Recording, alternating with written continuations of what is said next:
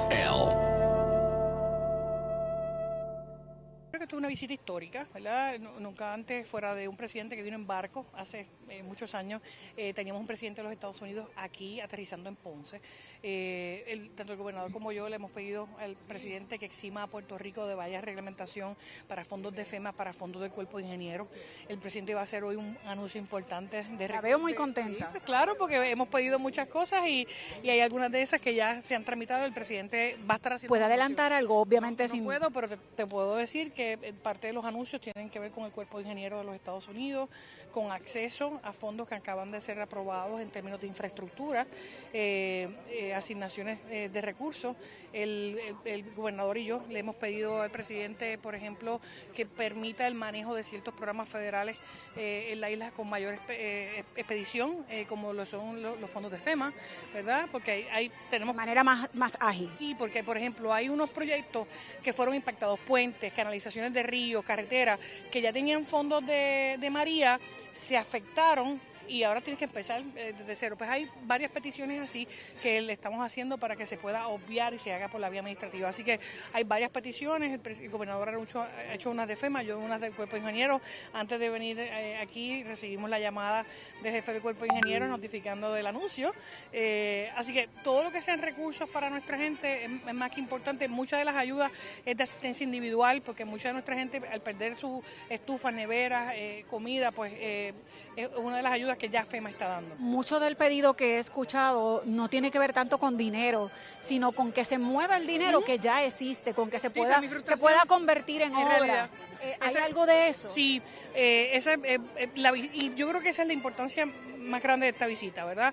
Hay muchas cosas que se pueden hacer por la vía administrativa. Ya el presidente ha liberado muchas de las restricciones, pero aún quedan reglamentaciones en términos de FEMA, en términos de Homeland Security, que le pone ciertas trabas al uso de los fondos. El que él esté aquí, el que escuche de los alcaldes, del gobernador, de todos los funcionarios, que específicamente puede cambiar, como lo hemos hecho, yo creo que van a permitir que se hagan esos cambios y de esta manera agilizar el uso de estos fondos, de los de María y ciertamente los que vendrán por Fiona. ¿Tiene idea de después que el presidente haga su anuncio aquí, a dónde estaría acudiendo? Sí, pero nosotros no estamos autorizados a dar esa información.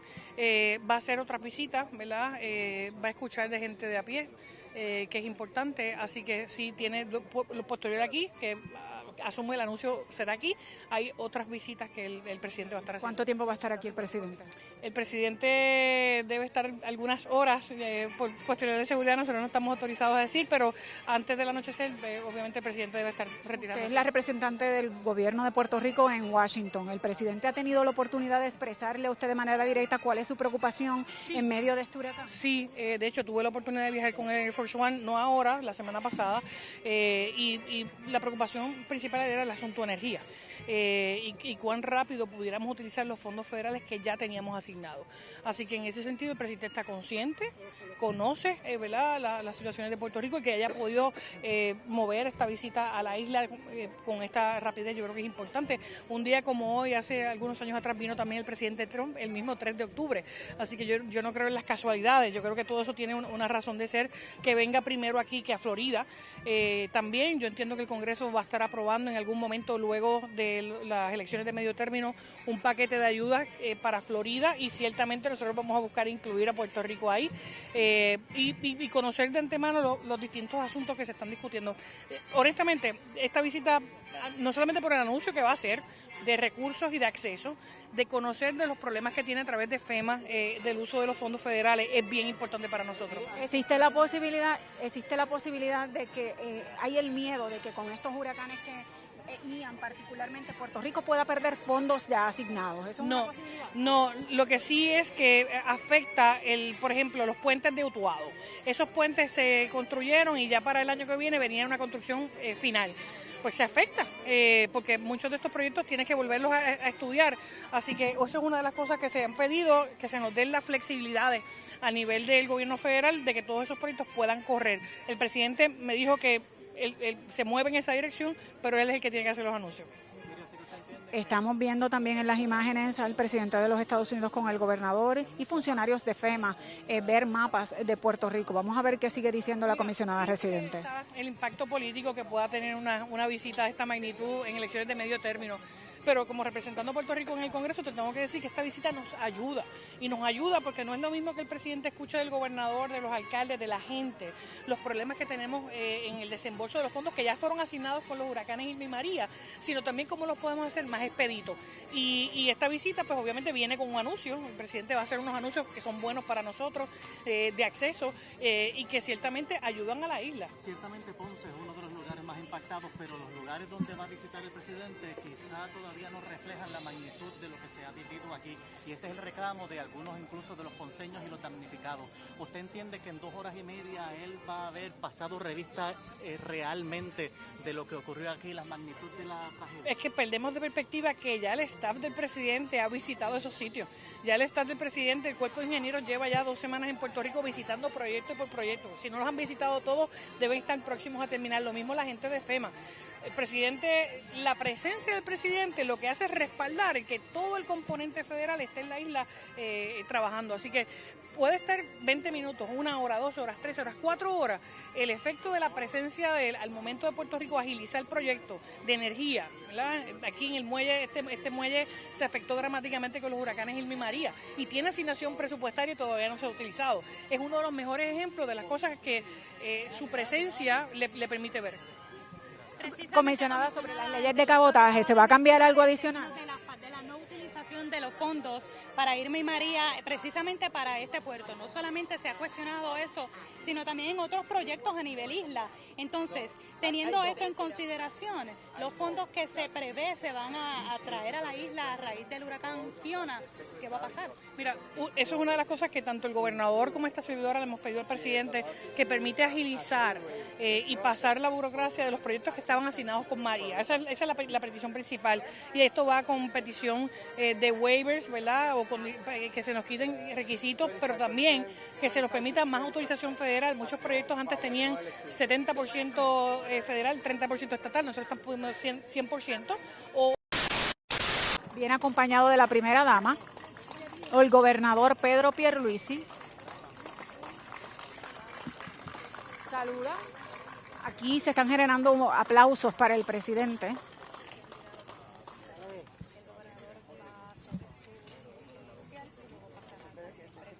Buenas tardes. Good afternoon. Mr. President, I want to officially welcome you and First Lady Jill Biden to Puerto Rico. We're honored to have you here. The people of Puerto Rico are very grateful for your steadfast support and highly appreciate your visit, particularly as we recover from Hurricane Fiona. I must highlight that this visit is not an isolated incident. It is yet another example of your commitment to the well-being of the American citizens of Puerto Rico, which you, Mr. President, and your administration have demonstrated with concrete actions for the past 19 months. That support has included total collaboration from cabinet members in key federal agencies, as well as targeted initiatives in important policy areas such as education, renewable energy, and economic development. Now, in Puerto Rico's time of need, the Biden administration has been working closely with us since before the hurricane hit us. As I have mentioned to the President, FEMA's collaboration has been instrumental to our island's reconstruction efforts, and that has helped put our people in Puerto Rico back on their feet. My team and I provided the President and his staff with a detailed briefing of where we are with respect to the recovery from Hurricane Fiona, and described the challenges and opportunities on which we must work together. This is crucial in order to be able to efficiently provide our residents equitable access to essential services and achieve the resiliency in our infrastructure that we need. To that end, I have made a request to President Biden to amend the major disaster declaration to provide an additional period of 180 days of 100% funding for debris removal, emergency protective measures, and direct federal assistance. Right now, Puerto Rico is in a full recovery mode. Just 2 weeks after Fiona, 93% of Puerto Ricans have electricity and 98% have water service. We have been able to provide safe passage to all communities whose access roads or bridges were affected, and everyone who was housed in a shelter has either returned to their home or has been provided temporary housing. All 78 Puerto Rican municipalities were included in the major disaster declaration, and more than 800,000 residents of Puerto Rico have registered with FEMA to claim individual assistance. Our efforts to combat poverty are especially important after a disaster like Hurricane Fiona, in which so many vulnerable families lost their homes and belongings. Thus, I have asked FEMA to provide immediate access to the supplies in its local warehouses to our government and the 94 local non-governmental organizations operating community hubs on our island. On the other hand, we must leverage the recent advances we have made in the ongoing reconstruction due to Hurricane Maria 5 years ago. So it is crucial that all projects stemming from the impact of Hurricane Fiona be incorporated in our previous projects in a cohesive and strategic manner. In addition, since so much of the damage by Fiona's flooding was on our transportation infrastructure, we have requested that FEMA treat the reconstruction of our roads and bridges as critical infrastructure in its recovery policy. We also talked about additional ways in which the federal government can assist us in advancing the transformation of our electric system and achieving our renewable energy generation goals by 2050, consistent with the Memorandum of Understanding we signed last February with key federal agencies. This initiative will help us promote microgrids and distributed energy in remote areas, improve our power sector resiliency, and increase access to more affordable energy and cleaner air. Finally, we spoke of the need to prioritize U.S. Army Corps of Engineers flood control projects to mitigate further damages from potential additional storms. The Corps' ongoing or potential projects cover areas that suffered damages during Hurricane Fiona, such as the areas surrounding Rio La Plata, Rio Puerto Nuevo, Rio Grande de Arecibo, Rio Nigua, Rio Guanajibo, and Rio Inabon here in Ponce. Other areas we must prioritize are aid to our farmers, climate change mitigation initiatives like coastal erosion and coral restoration projects, and adequate funding for our healthcare programs. In short, my asks to you, Mr. President, are straightforward. We want to be treated in the same way as our fellow Americans in the States in times of need. All American citizens, regardless of where they live in the United States, should receive the same support from the federal government. We're confident that the President will heed our call for equal treatment because that is consistent with his priorities and his policies. Again, I want to thank President Biden and the First Lady for their visit and for his administration's support for Puerto Rico's recovery. Thank you.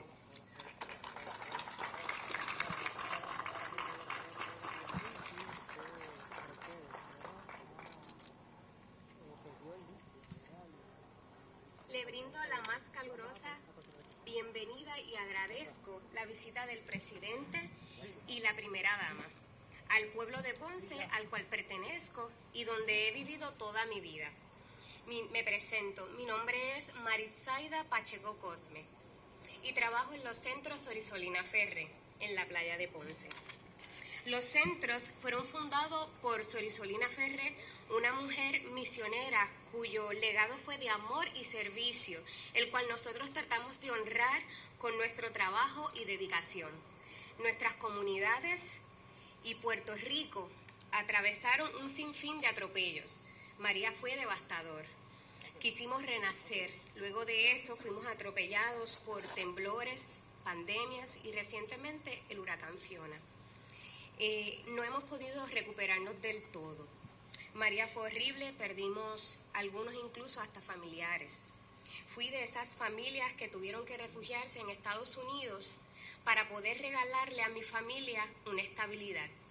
Pero sentía que debía volver a Puerto Rico. Y fue ahí donde los centros Sorisolina Ferre me brindaron la oportunidad de serme parte de este maravilloso equipo. Sin duda, he tenido muchos años de experiencia. Cuando miro a mi pueblo, sé que es un pueblo resistente, luchador y que no se quita. Pero si miramos nuestras comunidades desde el privilegio, podemos pensar que estamos exagerando.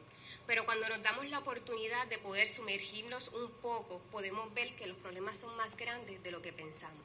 Pero como decía Sister, servir es nuestra manera de hablar. Y lo seguiremos haciendo como lo hemos hecho todos los días, hasta levantar nuestras comunidades y levantar nuestra isla. Agradezco la visita del presidente Biden y la primera dama Jill Biden. También agradezco su apoyo y asistencia que nos ha brindado hasta el día de hoy. Espero que alcance a comprender nuestras más sencillas necesidades. Y para mí es un honor presentar en el día de hoy al presidente Biden.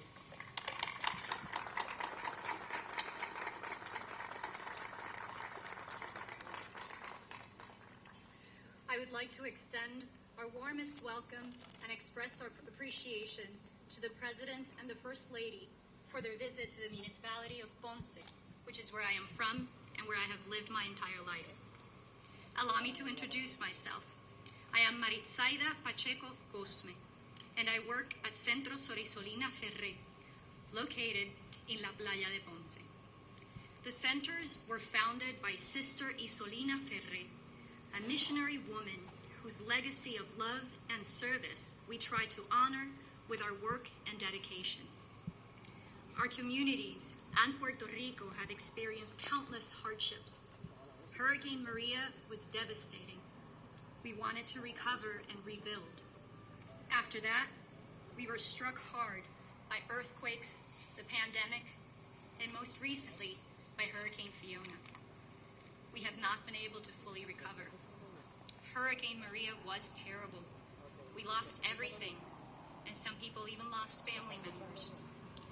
Mine was one of the families that had to seek refuge in the mainland with the purpose of bringing stability to our families. But something told me that I had to come back to Puerto Rico. And it was then that the Centro Sorisolina Ferré gave me the opportunity to become part of this amazing team. I have learned a lot during these years. There is no doubt we are a resilient and hard-working people.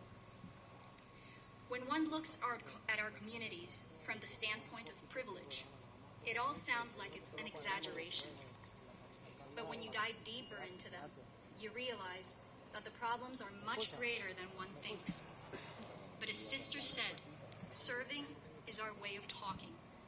And that is how we will continue to do what we do every day until we lift up our communities and our island of Puerto Rico. I want to thank President Biden and First Lady Jill Biden for their visit. I am also grateful for the support and assistance that they have provided so far. I hope they are able to understand our most basic needs. And I am deeply honored today to be able to introduce President Joe Biden.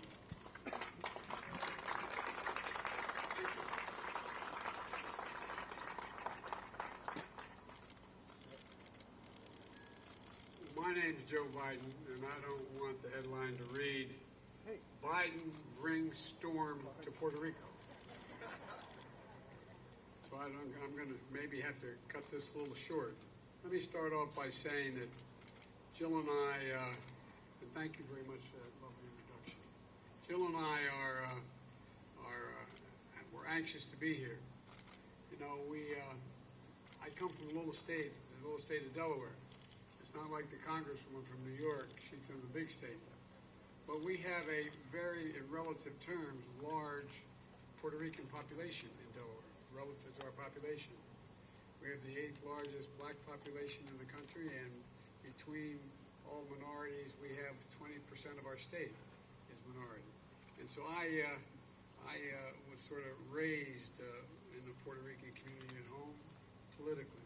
And so we came here for a long time, both for business and pleasure, since you're part of the Third Circuit Court of Appeals, and Delaware is as well, and I was chairman of the Judiciary Committee. I spent a lot of time in the northern part of the state. But look, it's people like you who do so much for your community and are going to make such a big difference as Puerto Rico rebuilds. Thank you, Governor, for your partnership as we work together to help rebuild Puerto Rico. And I mean rebuild it all, and rebuild it in a resilient way. So you don't, when the storms come again, which they will, they're not having the damage they caused before. And I want to thank the members of Congress, and local officials, community leaders who have joined us today. Ever since the hurricane struck, Jill and I have had people in Puerto Rico on our minds and in our prayers. We came here in person to show that we're with you. All of America is with you as you receive and recover and rebuild. I'm confident we're going to be able to do all you want, Governor, and I'm committed to this island. Puerto Rico has been through so much in recent years. Hurricane Maria 5 years ago, a 6.4 magnitude earthquake 2 years ago. Folks slept outside for days, worried about their homes would collapse on them if they went in. Then COVID-19, and then Fiona. And yes, Puerto Rico is a strong place, and Puerto Ricans are strong people. But even so, you have had to bear so much and more than need be, and you haven't gotten the help in a timely way. And this latest storm dealt a serious blow to all the hard work that has been done since Maria. Roads and bridges built after Maria have been washed away again. Families who spent their savings to build new homes after losing their last ones have seen them flooded away. Crops decimated, farms destroyed. Here in Ponce and communities nearby have been hit the hardest.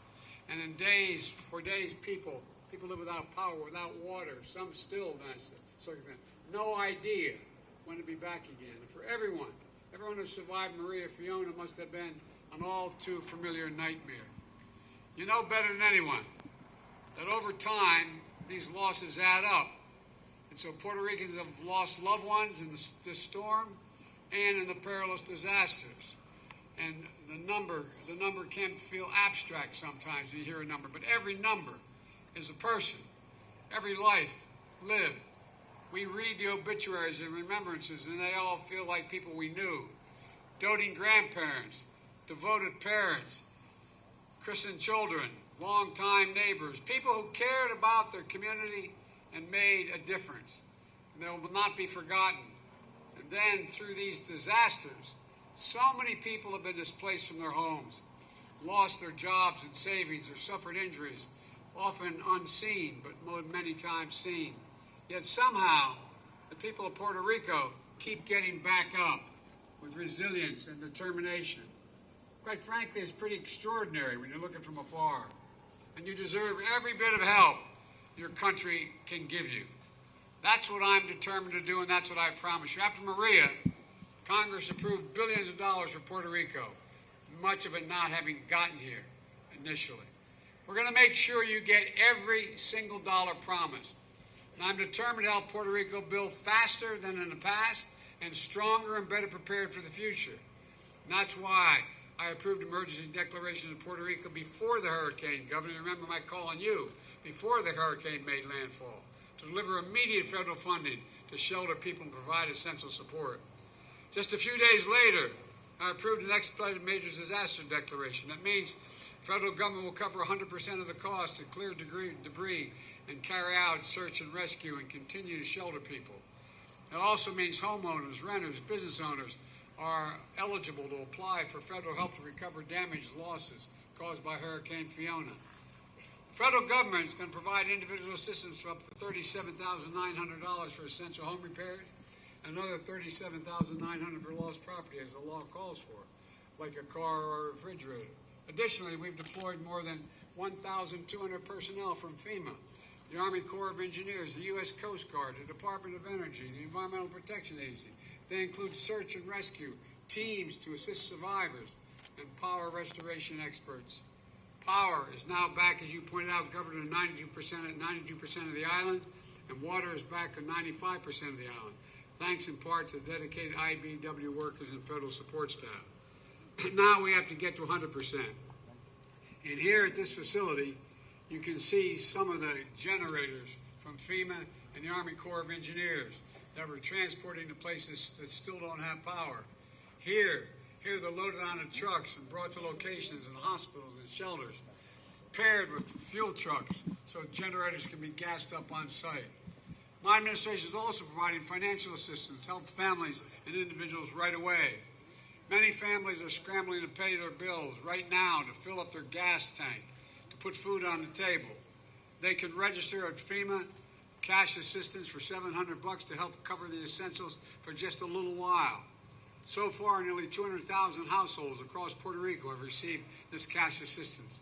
$700 won't replace what you lost, not even close, but it can help take care of some of the little basics while you catch your breath and get back on your feet. And FEMA has made crisis counselors available when whether you're a survivor or a first responder. If you need help or just someone to talk to, people are here for you. The hotline number is 800-981-0023. I'll say it again, 800-981-0023. Don't be embarrassed to call. Whether it's Spanish or English-speaking counselors will be standing by to help you. At times like these, Americans come together, and I'm grateful for our personnel of FEMA and other agencies for the hard work these past few weeks. Many of our FEMA staff, as we pointed out, are from Puerto Rico, are Puerto Rican. They've been working 24/7 to get help to people across the island, while also scrambling to help their own families and neighbors. I want to recognize the local first responders, including Puerto Rican National Guard, who have been working round the clock, and I mean it literally, round the clock.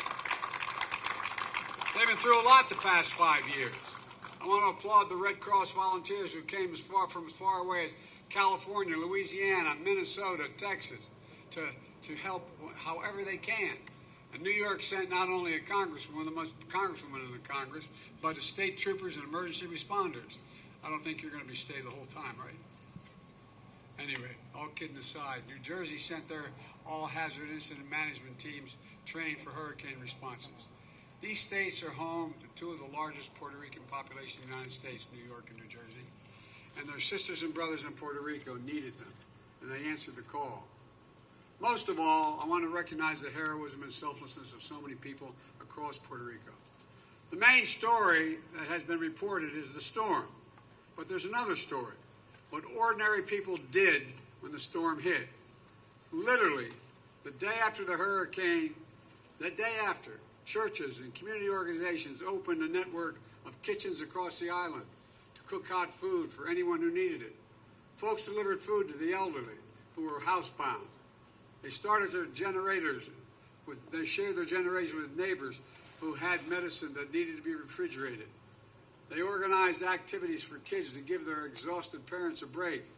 They arranged canvases to bring food, water, and other supplies and commodities into the communities cut short as a consequence of landslide and flooding that couldn't be reached. And during the storm, when the waters were rising, people went to extraordinary lengths to help each other survive. We've seen people using a raft and a boat tied to a rope to brave the raging waters and rescue neighbors trapped in their homes. You know, they aren't paratroopers or search and rescue professionals. They're neighbors. They're just regular folks ready and willing to do whatever they could do when their help was needed, when the neighbor was in trouble. And thanks to them, all the people of Puerto Rico, this recovery from Fiona is underway.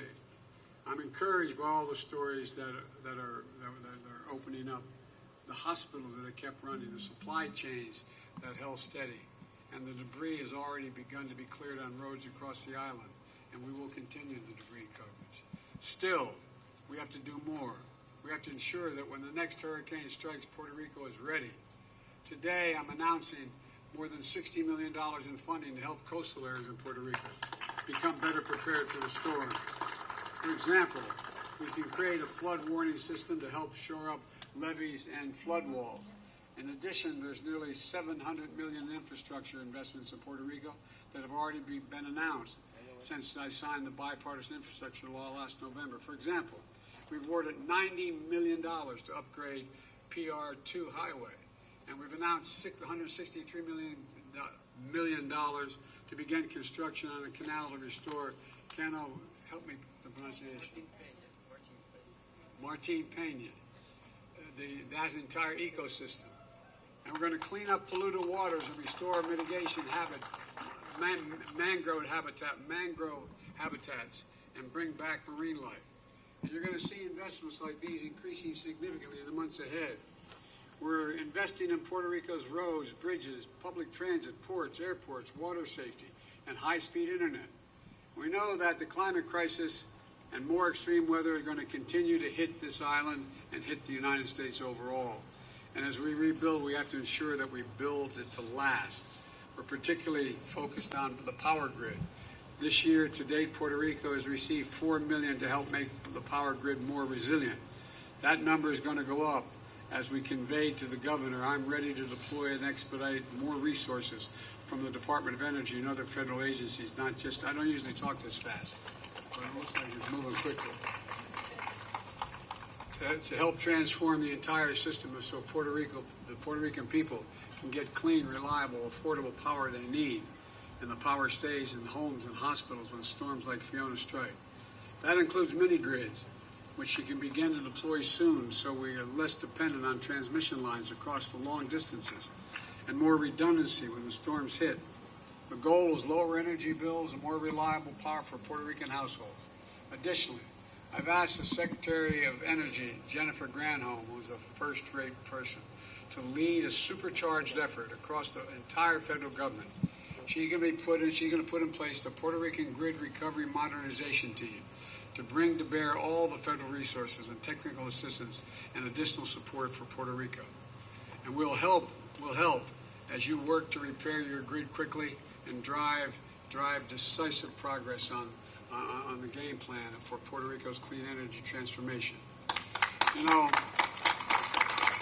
I also know many people in Puerto Rico have many family friends and friends in Florida. Your hearts are with them right now, and their hearts are with you. Jill and I will be in Florida on Wednesday.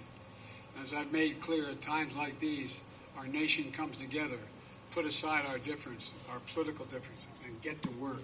We show up when we need it. Because if we lost our home, if we lost a loved one, we'd hope that people would show up for us as well.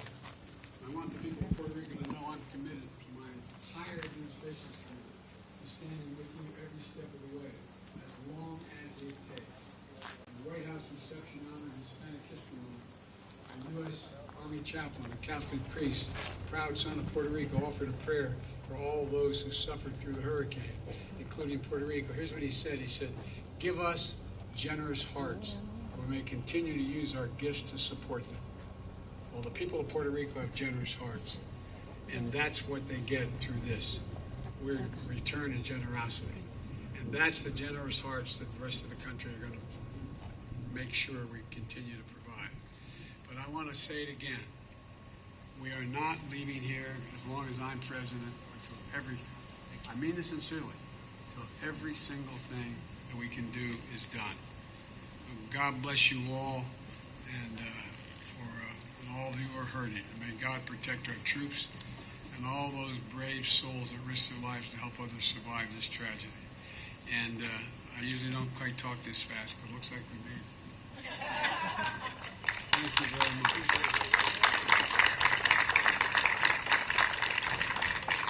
And now I want to bring up the mind go.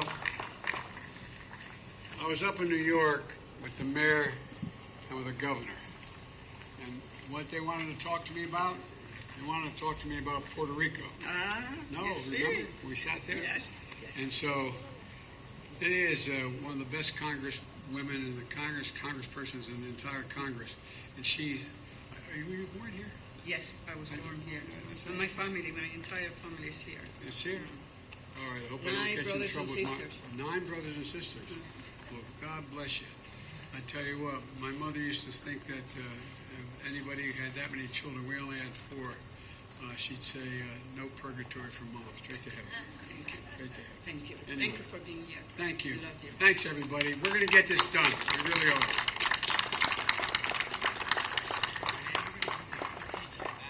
We're going to move me quickly. Okay, thanks, everybody. I really mean it. Thank you very much. Bueno, acaban de escuchar al presidente de los Estados Unidos, se solidarizó con el pueblo puertorriqueño. Previamente habló el gobernador Pedro Pierluisi y antes de los dos mandatarios estuvieron una persona del Centro Sorisolina Ferre quien le narró su experiencia desde María hasta el momento. Es decir, cómo fue abatida ella y su familia por los dos huracanes, uno de ellos el más potente en la historia reciente de Puerto Rico, me refiero al huracán María. Ahora, como pueden ver, el gobernador acompaña al presidente, presumimos que todavía está en pie el recorrido que él se propone hacer. La congresista Nidia Velázquez, así como la comisionada residente en Washington, Jennifer González, se van con él. Digo presumimos porque básicamente el clima aquí ha cambiado bastante.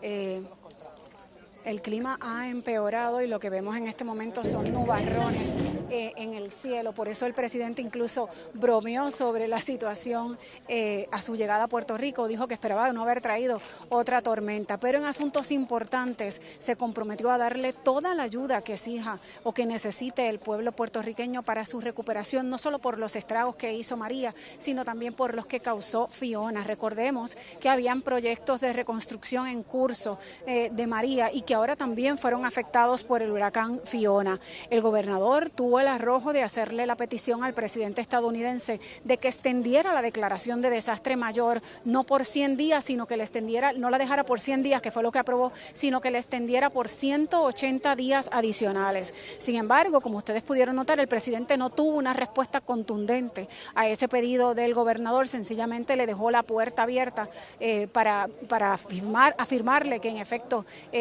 estaría aprobando su pedido. Una relación bastante cordial entre el gobernador y por supuesto Biden. Vieron a la primera dama que también le acompañó y estuvo también los altos funcionarios de la Agencia Federal para el Manejo de Emergencia. No quiero terminar esta transmisión sin que se acerque aquí conmigo mi compañero José Delgado, el corresponsal del Nuevo Día en Washington, para que nos hable un poco de lo que pudiste observar. Le estaba diciendo a todos los amigas y amigas que nos escuchan un poco del resumen de lo que hizo el gobernador y también el presidente. Se quedó un poco en el aire la petición principal del gobernador de que le extendiese a 180 días la declaración de desastre mayor. El presidente no fue contundente, aunque fue bastante diplomático, bastante elocuente en términos de que estaba solidario con Puerto Rico y que iba a ayudar a Puerto Rico en todo lo que necesitara. ¿Qué me dices, José? Sí, bueno, él lo que dijo, como escuchaste, fue que él estaba confiado en que iba a poder aprobar las propuestas del gobernador. Evidentemente, lo que vino preparado fue para hacer el anuncio que redactamos esta mañana. Para decir sí o no. De los 60 millones que estaba desembolsando de la Ley de Inversión de Infraestructura, que como sabe es una ley aprobada el año pasado y que ya promete a Puerto Rico sobre 2.500 millones, así que vamos a ver ese tipo de desembolso. En términos de la energía, pareció, ¿verdad?, renovar el compromiso con la energía renovable, pero él ya tiene creado también una especie de task force entre el Departamento de Energía, FEMA y el Departamento de la Vivienda para tratar de crear un plan hacia la energía renovable. Obviamente el problema que tiene eso es que ya está en marcha la modernización o los planes de modernización, que va muy retrasado, y el plan quizás todavía el plan de Puerto Rico 100 para encaminar a Puerto Rico hacia plena energía renovable, pues puede tardar un año, así que ese desfase todavía no ha quedado muy claro en términos del gobierno federal. A mí me pareció importante de que él cuando salió dijo que la reconstrucción no iba muy bien, dio a entender de que habían cosas que no se habían cumplido, pero el mensaje aquí obviamente fue positivo, era la otra cara, lo mismo que el gobernador hizo unos reclamos, pero a la misma vez no presentó ninguna queja. Claro, no era el momento, pero corrígeme si estoy en lo cierto, todavía está en el limbo o en veremos, o no tiene fecha aún, esta vista en la que se iba a discutir toda la reconstrucción de Puerto Rico en términos del sistema energético, la que se pospuso del Comité de Energía. Sí, eso creo que va a ser crucial. Van a tratar de hacerla en octubre, pero no está seguro. Como sabes, el Congreso recesó hasta el 14 de noviembre, así que va a ser poco lo que este Congreso puede hacer, y en términos de cambios, el Congreso puede presionar en este momento con lo poco que falta de sesión, pero en términos de legislar, yo dudo que veamos algo de ahora al 31 de diciembre. José, a mi juicio no hubo un mensaje político velado. Fíjate que el presidente fue bastante insistente en decir que era solidario con la comunidad puertorriqueña, que él estuvo viviendo vivía en Delaware y allí también había bastante presencia puertorriqueña, así que me parece que hubo algo de eso. ¿Lo compartes tú también? Bueno, sí, Florida, obviamente este es un viaje que le ayuda a él políticamente en Florida o que busca también ese apoyo. El hecho de que llamara a la congresista Velázquez al podio me pareció muy interesante porque ahí combinaba tanto Florida como Nueva York. Cierto. Y que la reconociera siendo ella congresista de Nueva York, yendo el miércoles a Florida. Así que ahí él también jugó esos papeles muy bien desde su punto de vista. De las cosas que me sorprenden a mí fue la sesión informativa que hubo aquí, fue al aire libre y yo verifiqué que